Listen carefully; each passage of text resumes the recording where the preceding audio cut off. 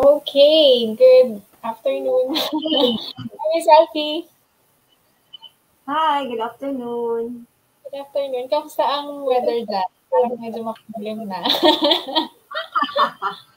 Uulan ata. Sana matuloy na. Sana. Oo nga. Sige. Dito, ano bang weather dito? Parang maaraw dito. So, sa loob lang medyo mapresko ng konti. Okay, so grabe exciting na naman yung ating guest for tonight, for this afternoon. Nasanay ng gabi. Okay, kakatapos lang ng webinar, no? Ilang araw na Miss Abby. So far, how's your experience sa webinar natin? Ayan. Masaya naman kasi yung TS Bob na participants, they are very eager to learn, to practice. Kaya nga they're asking for replays. Ayun nga eh. So, sinasabi ka na lang na just wait for the announcement na lang kasi medyo mahaba din yung session eh. Yes, ayusin pa po kasi. Yes, grabe yun. 2 hours. Medyo mahirap ngang ayusin ng konti. So, ayan. Abangan lang po natin yung mga replays. For now, meron pa tayong mga webinar. So, please join yung mga live webinar, yung mga schedules na yan.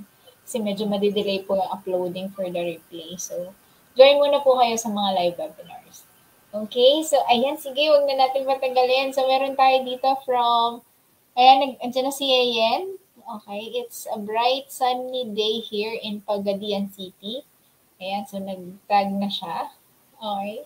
Hi, Liza. Good afternoon.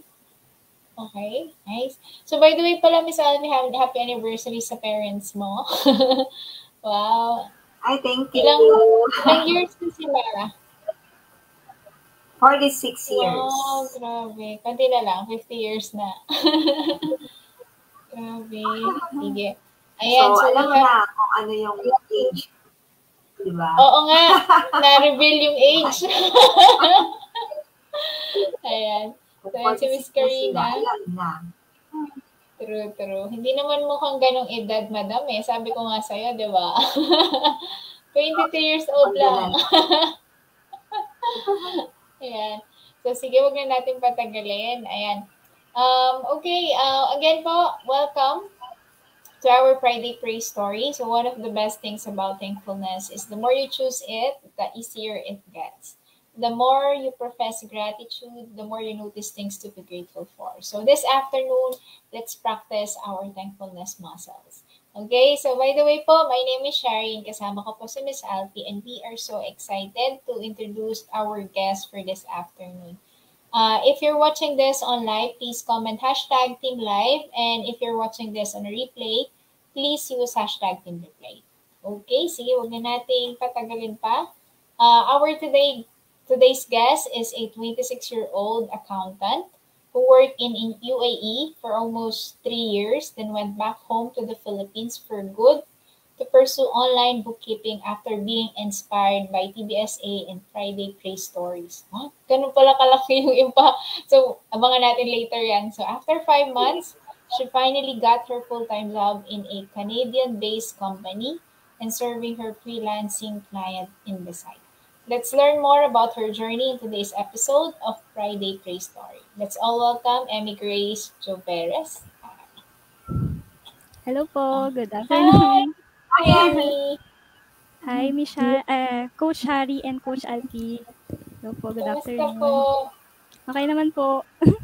Medyo kabado. Okay lang yan. Medyo ganun mo lang yan. Ayan. Ang ganda naman ni Miss Emmy. Oh. So, 26, sigurado ka 26? Baka 20 lang. 20. Fresh grad pala. Grabe, no? So, 3 years. 3 years po kayo nag-abroad, tama po? Yes po. Ayan. So, single pa po, married? Baka meron nag-aabang pala dito. Single pa naman po. Ayan, single. Okay. So, very interesting, Miss Alfie, yung kwento niya, no? So, siguro pwede na nating umpisahan ang ating mga questions for her. Okay. So, Miss Emmy, na-intriga kami, no? Pwede pa kaming kwentuhan your backstory before you pursue full-time yung online bookkeeping? Yes po. First of all po, thank you pala Coach Shari and Coach Alfie for giving me this privilege. Para sa akin kasi privilege to na mapabilang sa Friday Praise Story kasi parang dati pinapanood ko lang din talaga siya and na-inspire ako. So, thank you din sa mga SGL ko, si SGL Jody and SGL Cherry for vouching me to share my story in Friday Praise and also for Miss Johan for assisting me. Ganyan. And sa lahat po ng mga shout out dyan sa mga saka team goal getters ko, sila Miss Lily, Miss Josa, Miss Kat, Sir Bench, lahat po, sobrang dami. Hindi ko na maisa-isa. Thank you for all of you po. Yan, shout out. Yun. Konting backstory po sa before po ako mapasok sa online bookkeeping. I graduated po in Polytechnic University of the Philippines, Santa Mesa po. And I graduated Banking and Finance in 2016. So, when I first entered po PUP, ang first course ko talaga is accountancy. So, I stayed there for 2 years as accountancy student. And gusto ko po talaga siya, choice ko talaga siya na mag-accountancy kasi mahilig talaga ako sa numbers and nakita ko talaga na in demand yung accounting jobs like that. So, gusto ko talaga siya. Hindi ko lang talaga in-expect po na mahirap. Syempre, mahirap pala talaga ang accountancy. And sa university na pinasukan ko, sobrang taas ng standard din siguro talaga. So, hindi ko na-meet yun. So, I had to shift course sa pag-third year ko po. So, pinili ko po yung Banking and Finance kasi isang college lang sila. So, makikredit halos lahat ng mga subjects ko. So, I don't need to extend. So, that's my only purpose in choosing that course. But, eventually, I fell in love with it na sobrang minahal ko yung investment side ng financial world, yung personal finance, ganyan, financial literacy, investing, trading, lahat na fell in love po ako sa kanya. So at some point nawala din sa heart ko yung pagiging accountant or pagiging into accounting, ganyan. So fast forward 2016 nag-graduate po ako, then immediately dahil gusto ko na po talaga magka-work, ayoko na mag-extend.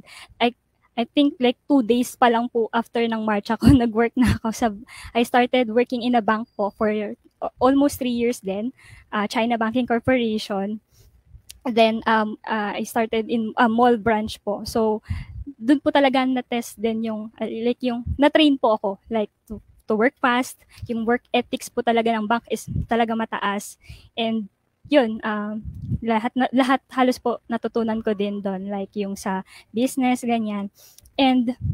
But eventually, after mga 2 years or on my 3rd year po sa work na yon, I realized na parang medyo hindi sapat yung kinikita sa bank. Like, maganda siya tignan and taas din naman yung bonus side. But actually, the salary itself is hindi ganun ka-competitive.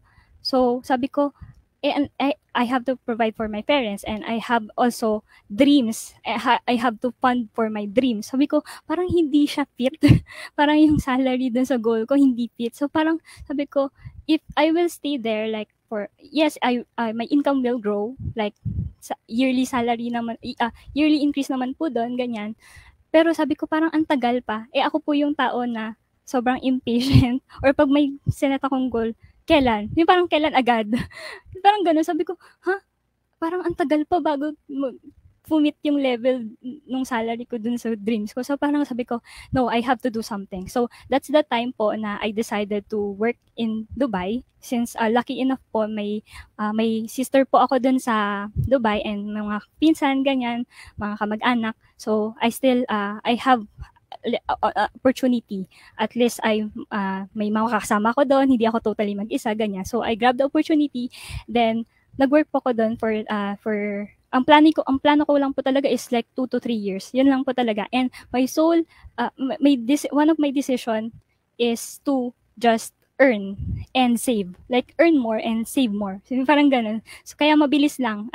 Balik na ka ulit agad dito. So, yun lang talaga yung plano. Then also, inisip ko din po parang parang matry ko din yung other side of the world, ganyan. How to live with it, ganyan. Then, also maging independent kasi actually bunso po kasi ako sa magkakapatid, so medyo baby ako ng mama ko. So I wanted to to learn how to like to cook, yung maglaba, ganyan, magplansya, lahat ng gawaing bahay, ganun. So actually natutunan ko din naman po siya for that 3 years. Then ang first job ko po sa Dubai is an accounting assistant. So napunta pa rin po ako kahit tinapon na ako dati sa accountancy. Kumbaga, ngayon binalik pa rin ako sa accountancy, sa accounting nung pumunta ako ng Dubai kasi yun po talaga in demand na work doon eh, accounting assistant, ganyan, accountant, ganyan. So, sige, okay, go. Okay lang. Mabilis lang naman to. Yun ang mindset ko noon eh. So, mabilis lang naman to. Sige, go, push ko yung accounting. Ang first work ko po doon, accounting assistant in real estate company. Pero after 6 months po kasi nagsara yung company. So I have to look for another job. Then napunta po naman po ako sa construction and interior design company and as an accounting assistant. So I finished my 2-year contract with them po.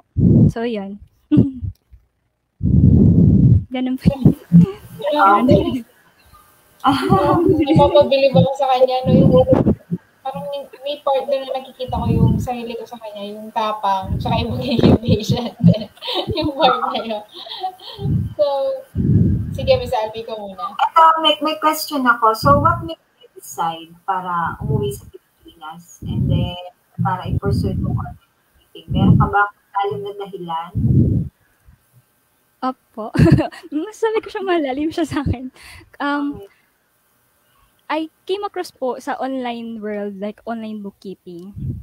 Kasi nung nasa Dubai po ako, syempre ang time ko po kasi doon is 2019 to 2021. So, 2020 to 2021, we know it's pandemic. So, almost half po nung stay ko sa Dubai is na pandemic ako, kumbaga. Like, even yung salary ko po. And I remember po, like, 4 months pa lang ako dun sa bago kong work, which is yung construction company.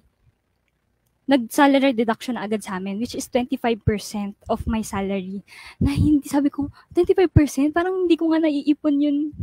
Actually, parang, tapos mawawala siya sa akin. So, automatic parang ang nangyari po nun sa akin, which is, di ba ang main goal ko po talaga pumunta dun is earn more and save more. Ganyan. Tapos biglang hindi yun yung nangyari kasi salary deducted, nawala na agad dahil lang sa salary deduction. So, syempre yung natitira na lang din sa akin that time is good for my essentials, like yung kailangan ko, pang renta, pang transpo, ganyan, and also to provide for my parents, ganyan, pagpapadala po sa Pinas. So, wala talaga, parang ako po, yun nga po, impatient ako. Tapos, pag kasi po ako, nag-set ako ng plano, ng goal, may lalagyan ko agad siya ng plano, paano ko gagawin, kailan, ganyan. So, dahil po sa impatient ako, pag hindi siya natutuloy, pag parang may biglang nag-iba dun sa plano, naiinis ako, na-frustrate ako. So, parang sabi ko, I need to do something. So, that's the time po na nag-search ako sa online. Like, actually, una po nun, parang sabi ko, kailangan ko may side hustle or business, ganyan. Tapos, parang ang ginawa ko pa nga po nun dati, kasagsagan siya ng pandemic. Nagbenta po kami ng mga Chromebook, yung mga laptop na Chrome base, ganyan. Kasi yun po yung uso dati. So, pero na-realize ko parang ang tiring niya and maliit lang din yung kita. So, sabi ko, I need to look for more, for more ideas, ganyan. So, nag-search ako, YouTube, online, ganyan. Then, I came across po yung sa Friday Pre-Story. Then, yun po, nakita ko yung parang ang una po nag-impact sa akin ng Friday Pre-Story kasi halos napanood ko po, halos kalahati siguro. Sobrang na-addict po ako. Ginawa ko siyang Netflix. Yan, parang ang pinaka po sa akin, nag-struck po sa akin ng video is nakalimutan ko po yung name niya pero in-interview niyo po siya. Then she is 19 or 20 years old. Hindi pa siya nakaka-graduate actually. Then she already have an online bookkeeping job na nag-earn siya ng I think 50 to 60 or I think 80 pa nga ata, 80,000 pa nga ata, ganyan. Sabi ko, ha? Totoo ba? Parang possible pala yun, na parang, grabe, ito pa nga, wala pang experience, hindi pa nag-work, ganyan. Nagkita na siya, tas at the convenience of her home. Kasi sa bahay lang siya, work from home, ganyan. Sabi ko, grabe, posible pala yun. So, sabi ko, that's the time na sabi ko talaga, there's no way, like, there's no way na hindi ako parang, ako po na, like, for almost 3 years, ginagawa ko na yung work na yon. Like, good thing din po, na-train ako dun sa last company ko, which is, ginawa ko pa talagang, ang job ko po dun is like, overall talaga, like, I know the bank recon, I know the APAR, lahat, like, the accounting process po talaga is, na-train ako. So, sabi ko, there's no way na hindi ako magkaroon ng client. I already have the skill. I know. I just need to know how to get the client. Parang ganun. Parang matrain doon naman sa like, client getting side. So sabi ko, okay, I'm decided. I think napanood ko po yung video na yun, like August or September. That time, I'm already decided, uuwi na ako. Uuwi na ako. Yun na lang ang gagawin ko, ganyan. At least nasa bahay pa ako, kasama ko family ko, ganyan. And actually, true enough po, by September, I think nag-book na po ako ng ticket for my flight, and my flight is December 5.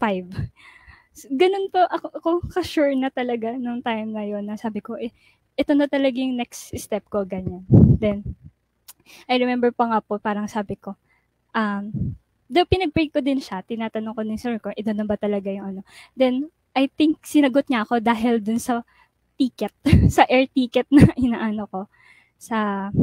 Kasi nung time po na yun, sabi ko, I need to get the cheapest flight rate. Ganyan. Then sabi ko, Lord, pag hindi ko nakuha, pag nakuha ko yon, ibig sabihin, pinapauwi mo na talaga ako.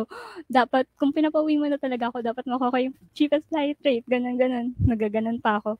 Then, true enough po, nakuha ko talaga yung cheapest possible ever. Then sabi ko, sa ka-work ko nun, sabi ko, ate, pinapauwi na talaga ako. So, uwi na talaga ako noong December. Ganyan. It's just that, hindi ko pa lang po ini-start na maghanap ng online work while working. Kasi, that time po, syempre, I have to turn over my works dun sa papalit sa akin. Syempre, na-busy po talaga ako nun. And, sabi ko din po that time is, I want to enjoy my last days, my last moments sa Dubai. Maggala doon, makasama ko yung mga pinsan ko doon, kapatid ko doon, ganyan. So, yun. December 5, umuwi po ako. December 5, umuwi ako. Then, syempre, medyo marami pang minute, mga friends, family, naggala, Pasko, holidays, ganyan. So, nag-start po talaga ako January, naghanap ng work. All by myself. Like, kasi that time po wala pa yung master class. Parang close pa siya kasi may ongoing ata. Then, January, February, I tried it myself. Then, syempre, marami po ako napanood ng mga videos, tutorials, ganyan. I thought I can do it on my own. Kasi, sabi ko, may time pa nga po yun, like, so, yung sa pagko-connect or sa o-optimize ng LinkedIn. Hindi ko po alam yun. Pero, ang ginawa ko lang po is nanggaya ko. Nanggaya ko ng mga LinkedIn, ng mga virtual bookkeeper. Tapos, ginaya ko yung format, ganyan. Pero, I don't really know how to get clients. Ganyan. I just know that I have skill. Yun po. Pero, that 2 months, wala pong nangyari kasi hindi mo pala din talaga kaya kahit anong dami mong napanood ng mga tutorials. Pag like yung hindi hands-on yung pagturo sa'yo. Mahirap po talaga mag-self-study ng ganun eh. So, true enough, ganun. Nag-open yung batch 9 na masterclass. I think February sila nag-announce. Kaya po nag-announce, ganyan. Then, syempre po umuwi po ako like 2 months. February, mga 3 months na akong walang work. So, syempre hindi naman ali yung savings na nauwi ko. Then, sabi ko, that time actually, may pagka-last money ko na po talaga yung pinang-enroll ko. Then, sabi ko, pwede bang hindi na ako mag-enroll? Kasi wala na. Parang, wala parang, kasi po, way ahead, pinilano ko na po kung until kailan maglalas yung savings ko. Actually, parang that time po, inisip ko lang, ang na-set ko po is March. So, imagine, nasa February na ako, tapos yung pera ko, parang until March na lang. Pero sabi ko kasi, Lord, if this is your will na mag-enroll ako sa masterclass ni TBSA, then, tell me. So, I will do it. Ganyan. Kahit last money ko na ganyan. Then, I remember the exact thought or thing na sinabi niya sa akin. Do it. Enroll because you will share your story sa Friday Praise Story. Where you began. Parang yun kasi po yung talaga yung nag-open sa akin ng door. Yun po yung nag-open sa akin ng door, yung Friday Praise Story talaga. Then, sinabi niya yun. Like, alam mo yun, nasa enrollment ka pa lang, hindi mo nga hindi mo nga sure kung paano ka makakapag-enroll, ganyan. Then, nandun na agad si Lord sa promise na, do it because you will share your story sa Friday Praise Story and you will have client. Ganyan. Then sabi ko, okay, sige. Yun na, parang ano pa bang hihilingin mo nun? Parang ano pa bang sign yung i-ask mo nun? So yeah, I enrolled. Then I think, I don't know if you still remember Miss Shari and VP Alfie, if ako po kasi yung isa sa mga nanalo ng 2,000 discount dun sa masterclass na ano pa yun, parang may paraffle po ata kayo noon that time. Nanalo po ako ng 2,000 discount. Then, sobra pong na-amaze nun, nung time na yun. Kasi sabi ko, I realized that moment na, if God is telling you to go out of your comfort zone or do something out of your comfort zone, and you know in yourself that you want to obey and you are willing to do that, He will provide talaga po. Like, He will provide you wisdom, He will provide you connections, He will provide you strength, and most importantly, He will provide for you provision. Kasi, like, alam mo yun, last money mo na, tapos mananalo ka pa ng 2,000 discount. So, wow, laking ano din yun, parang ganun.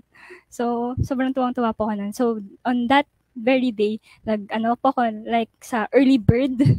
Nag-early bird, po ako, enroll, ganyan. Then, yun. So, parang at least, I think, 1 to 2 weeks lang, tinapos ko agad yung module. Kasi ganun po ako ka-eager na magkaroon ng client. Kasi kailangan ko na po ng client. Wala akong work, ganyan. So, then, but still, kahit 1 to 2 weeks ko tinapos yung module, hindi po ganun din naging kabilis or naging kadali yung dumating yung client sa akin or yung current job ko po ngayon. Kasi, like March, April, then May lang po ako actually nagkaroon ng full-time job. So, I still have to wait for that 3 months na parang every AC po ata namin, yung accountability call, laging yun po yung sinasabi ko na ang struggle ko lang po is wala po akong work. So, I'm pressured right now, ganyan. So, I think yun po yung siguro din challenge na na-experience ko during this journey na I put pressure on myself na, alam mo yung pressure na ikaw lang din naman nagbigay sa sarili mo. Kasi that time po, since na-expire po ako sa Friday Praise Story, na most ang tinutukoy po talaga, diba, din sa TBSA is like client getting, like sa LinkedIn, yung direct clients, mga ganon. So parang sabi ko, hindi, dapat ganon din yung maging path ko na I have to look for my client. Yung client direct talaga, like not employee, not agency, not employment, ganyan, but direct client talaga. And I put that to myself na on the top of it, I'm pressured also kasi wala akong work, ganyan. So, I remember po nung kinento ko or nag-ask din po ako ng advice sa mga SGL ko sa EC namin.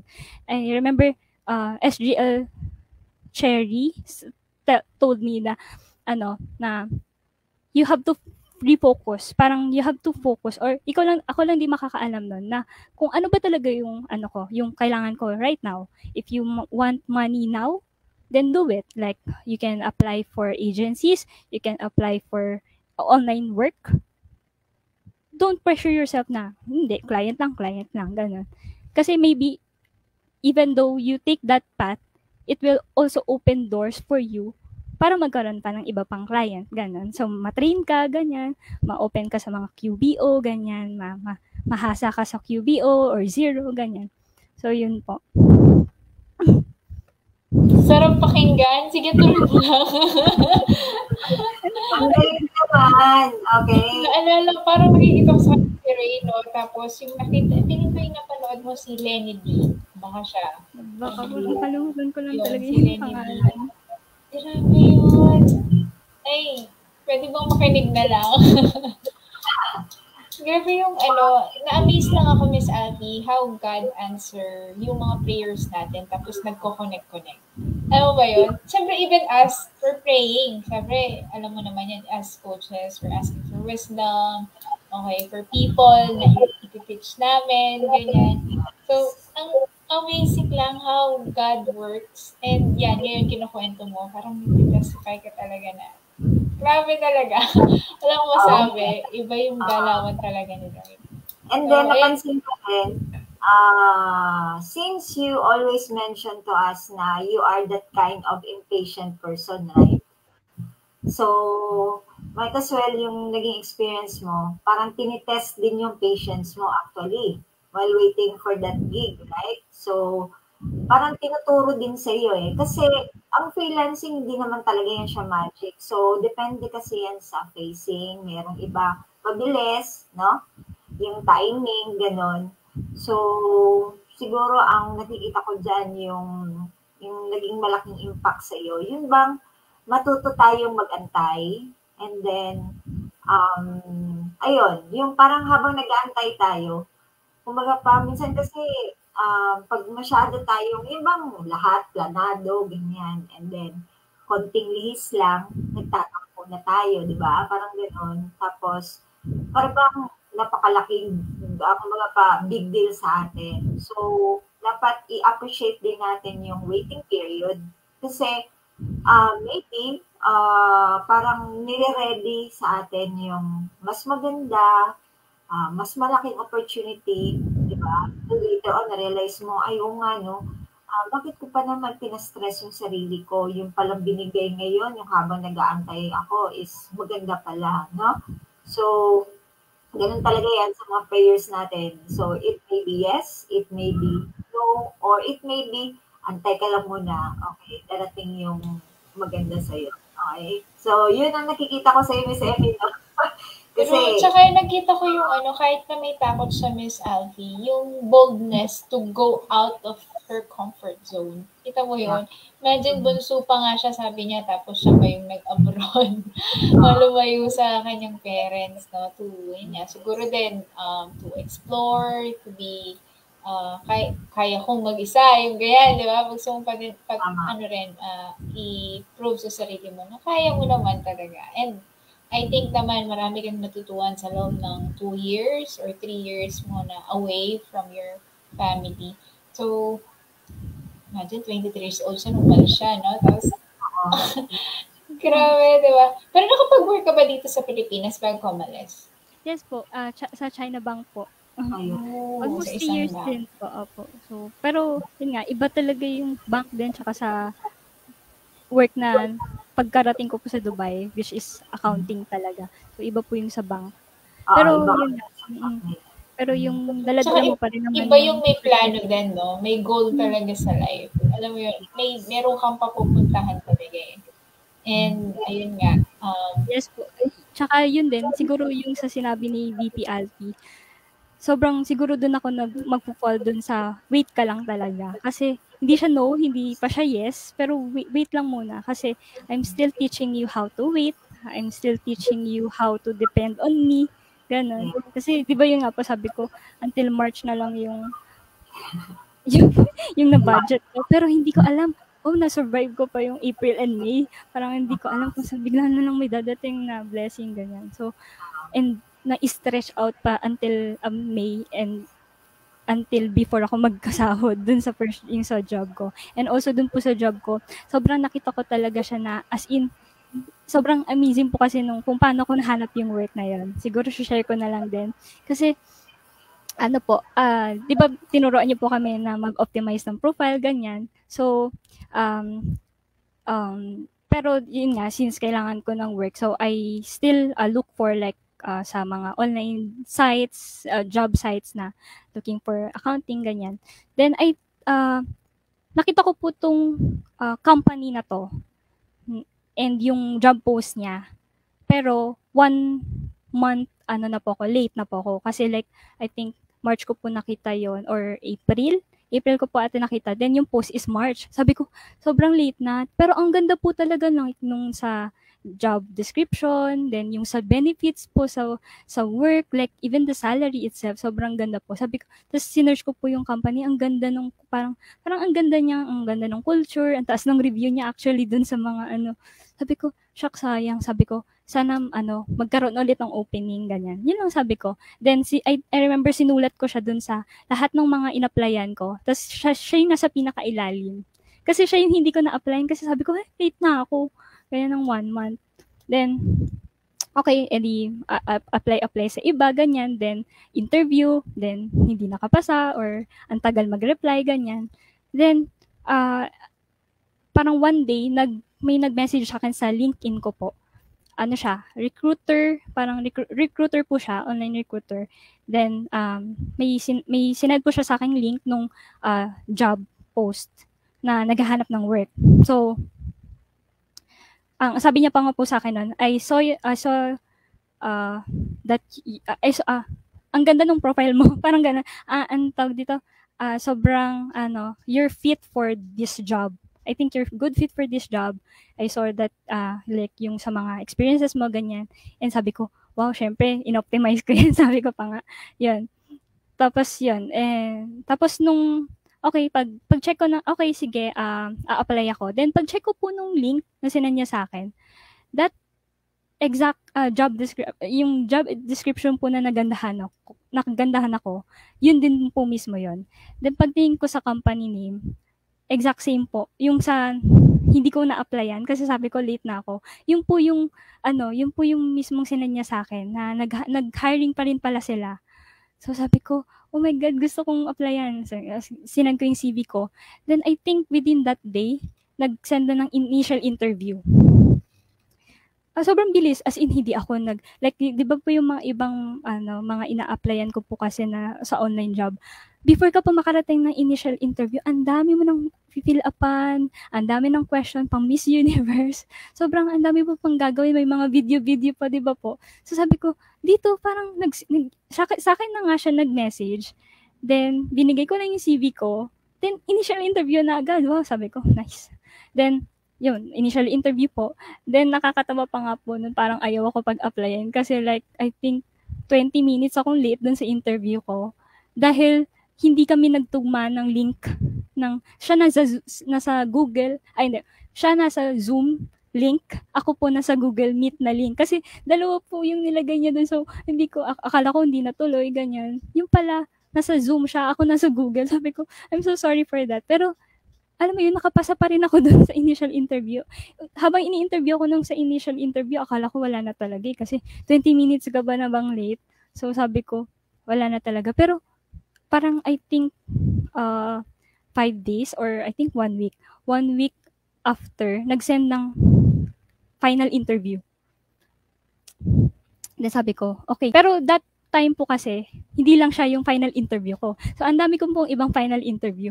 Actually, dun sa lahat po ng final interview ko na yon, siya yung least priority. Kahit siya na yung gustong-gusto ko ni-least priority ko siya kasi sabi ko, sobrang ganda ng mga benefits, sobrang ganda, parang ang taas ng standard. Feeling ko ang taas ng standard nila. Kaya sabi ko, parang baka hindi ako makapasa din. So, ipa-prioritize ko na lang yung medyo pasado ako. Ganun pa yung iniisip ko. So, sabi ko, okay, ganyan. Pero lahat po ng interview ko, inatenan ko talaga. As in, kahit nanginginig na ako sa takot, lahat inatenan ko talaga. So, yun. Fast forward, nung final interview ako, like, I think 2 hours lang po, nag-send na po ng job offer. Like, sobrang tagal ko po siyang hinintay na nung nakakita na po ako ng job offer, hindi po ako makapaniwala. Like, as in, 2 minutes ko po ata siyang tinitigan lang. Kasi, hindi pa talaga ako makapaniwala. May job offer na ako, ganyan. After 5 months, ganyan. So, yun po. Then, pinag-pray ko po kung if ito talaga, like, kasi syempre may job offer ka nga, pero if ito ba talaga yung para sa'yo, syempre pinag-pray ko po siya. Then, while praying po for his guidance, if i-push through ko po yung application ko, if i-accept ko po yung offer, he reminded me na, kasi ito pong company to is e-commerce, Canadian company. So, more on e-commerce po, which is yun po yung pinaka gusto kong niche, which is e-commerce. Kahit sabi niyo po, pag first time, wag muna mag-e-commerce, ganyan. Pero yun po talaga gusto ko eh. Then, e-commerce po yung dumating sa akin. Then, second, flexible time po siya. So, di ba po, parang yung 4 hours namin is fixed na like 9 p.m. to 1 a.m. But the other 4 hours, I can do it anytime. So, basta makakumpleto lang ng 40 hours sa isang week. So, sabi ko, sobrang, parang ang ganda kasi hindi ako kailangang mag-super puyat, ganyan. And, I still can do like other client, like, I can do bookkeeping for other clients kasi flexible na yung time ko eh, ganyan. Then, sobrang pinaka-amazing po is yung amount po na pinag-pray ko dati and yung prinamis din sa akin dati, that exact amount po, yun din po yung nasa job offer ko.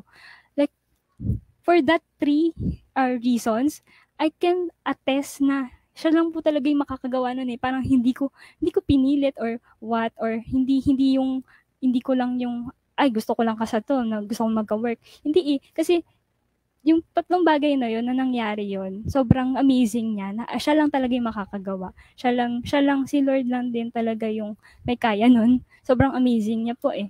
Yun. Wow, galing. Naalala ko tuloy yun. Kapag will niya talaga, everything will be smooth. Sobra.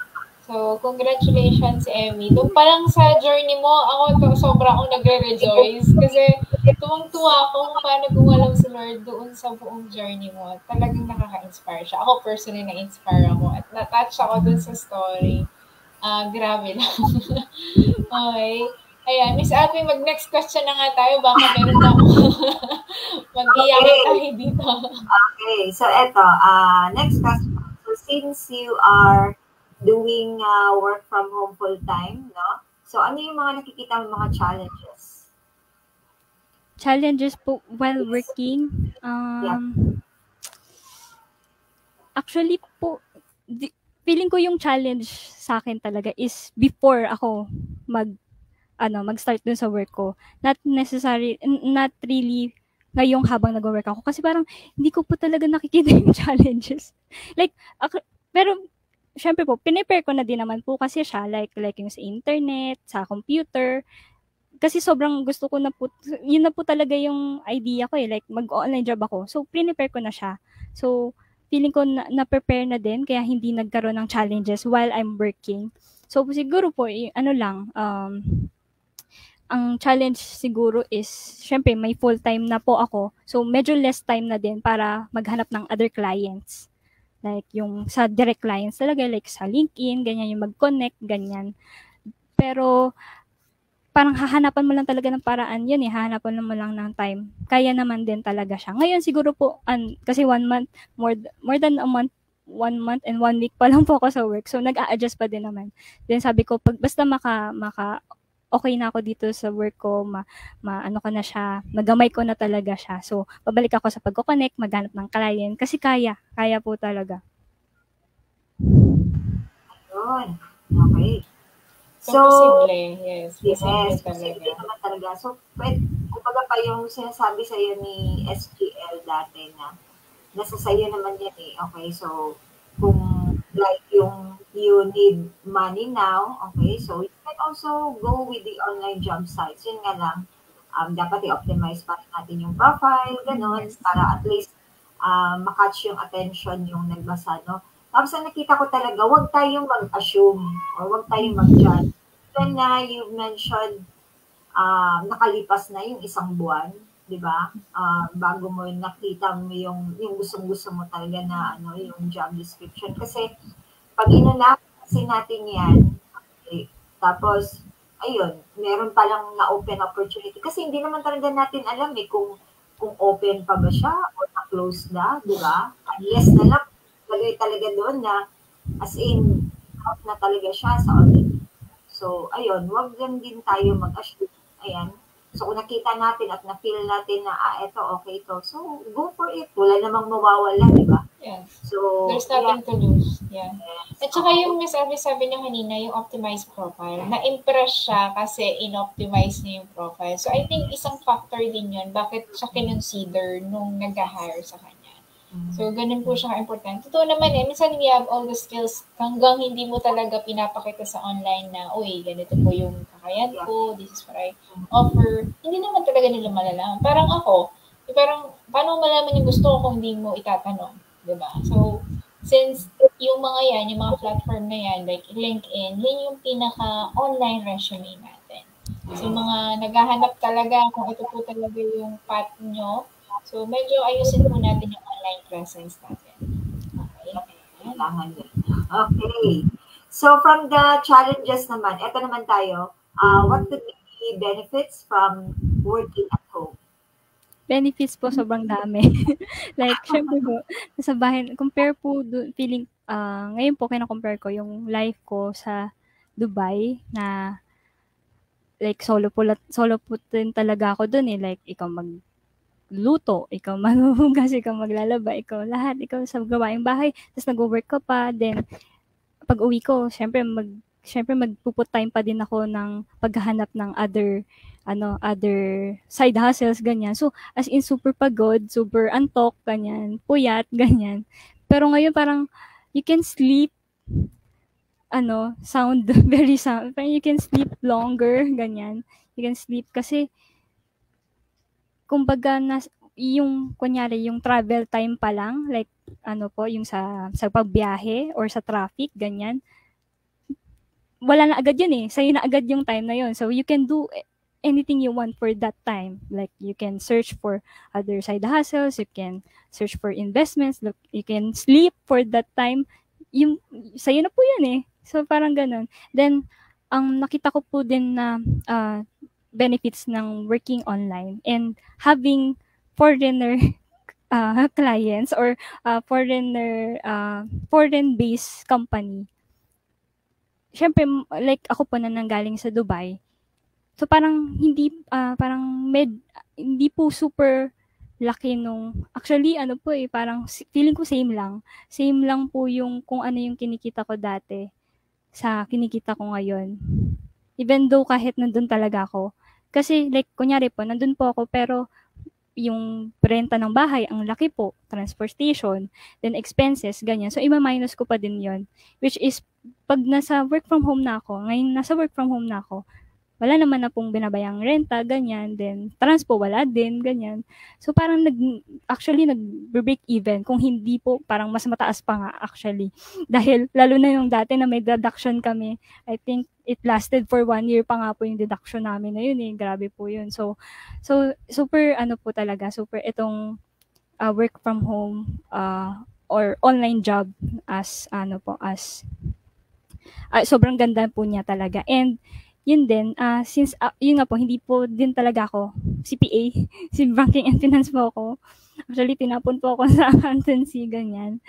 So, pero I'm still able now to work as an accountant. Like, sobrang tuwang-tuwa po ako kasi like nasa Dubai po ako, accounting assistant. Lagi po yung role ko or title ko, ganyan. Pero ngayon po dito sa company ko ngayon, so, una ko pa siya nakita, sabi ko, accountant, nakalagay, diba? Emmy Grace Soberes, then, accountant. Hindi naman ako accountant, Pero para sa kanila, oh my God, I can be an accountant. Like, alam mo yun, parang dati, parang akala ko, hindi na ako para doon sa accountancy or accounting. Pero wala, kung dito pa rin pala ako dinala. And ngayon, mas fully ko na appreciate yung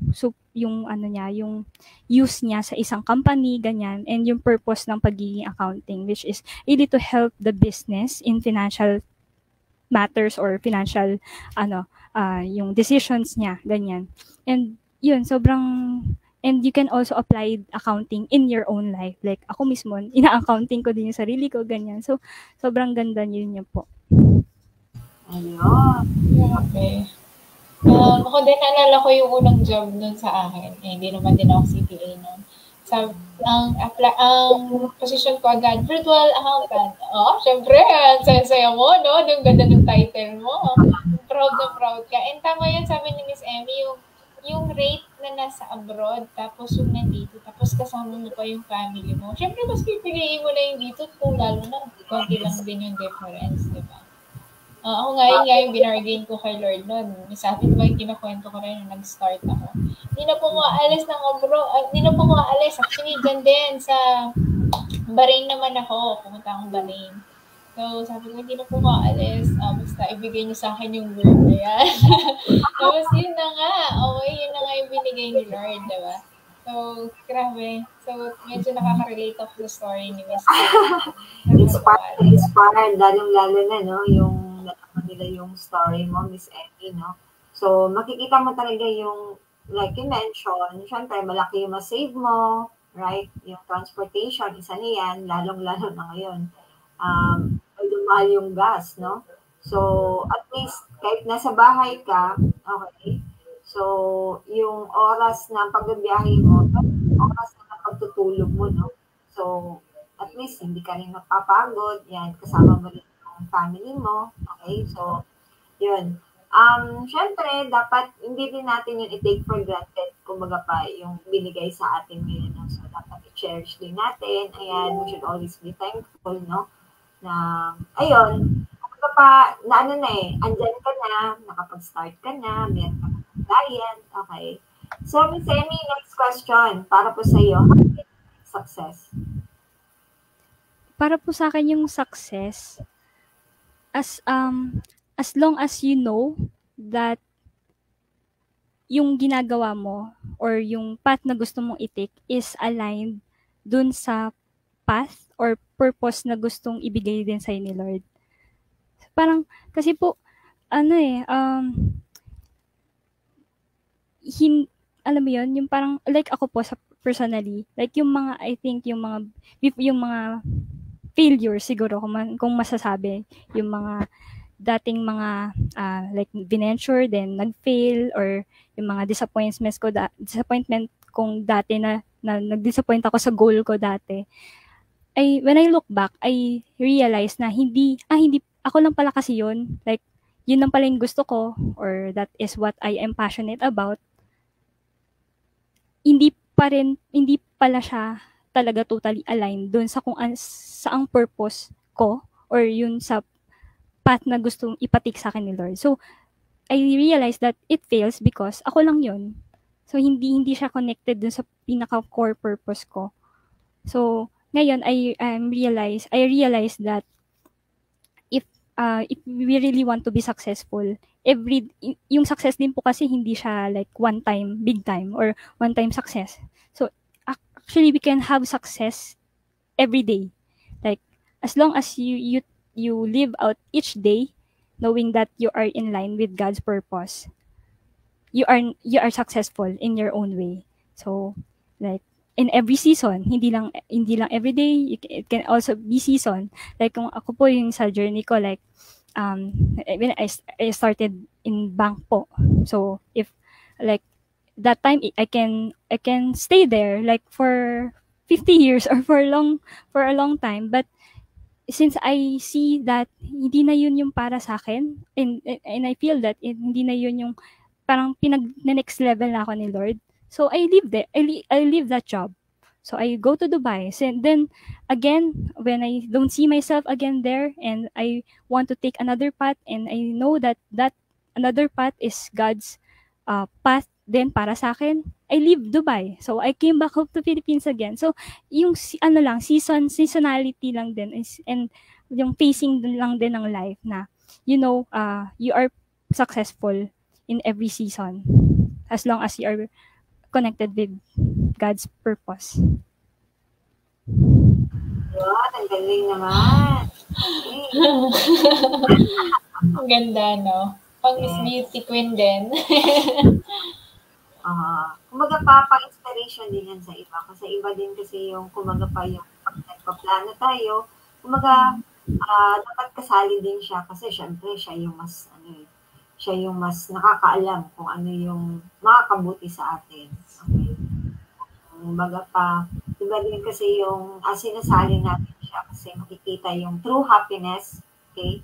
Hindi dahil sa kikita lang tayo ng malaki, right? Okay. O dahil, yun, may mas malalim pa na dahilan dahil makasama mo yung family mo, and then, mas ma-focus mo yung time more on sa self mo, right? Kasi, syempre, hindi ka na masyadong distracted given na nasa bahay ka. Okay. So, ayan. So, ang galing naman ng story ni Miss Amy. Kumbaga pa, na-vision mo na ikaw na yung magiging next candidate for the Friday Praise Story. So, that's also the power of visioning, no? Kumbaga pa, ina-advance mo na yan, sa susunod, ako na naman yung may interview sa Friday Praise Story. Ayan, okay. So, eto, last question na Miss Amy. Para din naman sa mga nagpaplano to start this online freelancing as an online bookkeeper and accountant, ano yung pwede mong ma-impart na messages para sa kanila? Siguro po, yun din, just align yung, just check your heart siguro. Check your heart and your purpose or your why you will join or why you will take this path of freelancing. Kasi, as long as you have your why, kahit anong challenges, marirefocus ka. And also, as long as you know that if this is really what you want and if this is really what God is giving you as a new path or a new journey, push for it. Like, yung sa akin po, hindi din naman, like, super sigurado na po ako nun eh. September pa lang last year. So, super sigurado na ako eh. And I know that also na ito din yung path na pinibigay sa akin ni Lord. So, pero hindi siya yung magic na, okay, sure ka na, okay. Ito yung plan sa'yo ni Lord, okay, bibigay na sa'yo agad.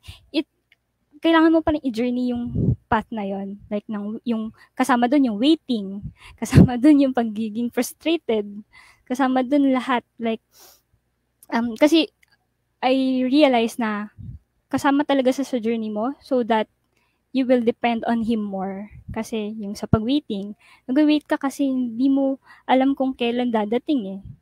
Ang makakaalam lang kasi nun talaga siya. Pag binigay niya, 'di ba?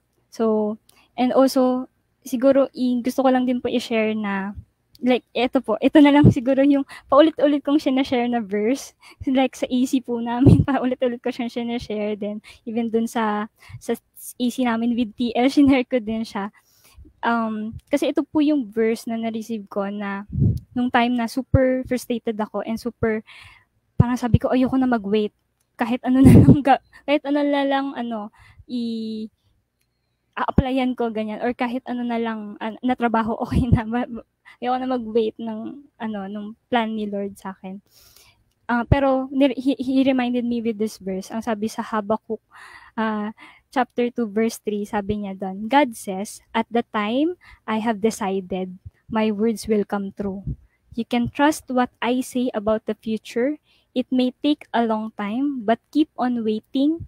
It will happen. So sabi ko, I know for sure na ito yung gusto niya para sa akin. And He gave me promise. And I know He is a faithful God. And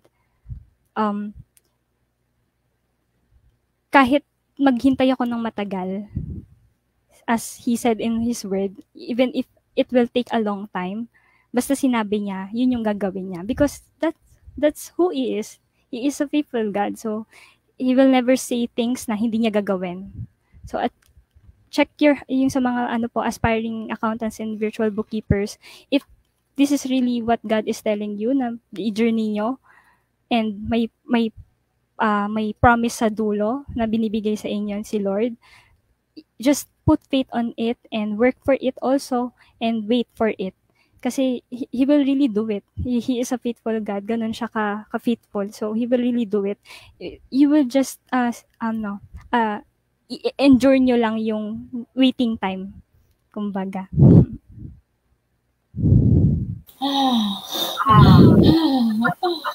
Ayan. Okay. Grabe. So, So, ayun. that's the gift of waiting. Ayan. Yep, Ganun yep. talaga. So, grabe, Miss Abby, sobrang ganda po ng story ni Miss Emmy. Parang, ito yung pinakagusto ko sa Friday Pray Story.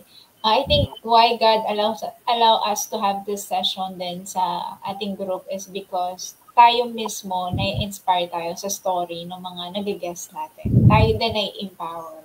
So, grabe, I'm so grateful for this segment talaga. And sige, bago tayo matapos, I want to read this verse. Psalm 9:1, I will give thanks to you, Lord, with all my heart. I will tell all your wonderful deeds.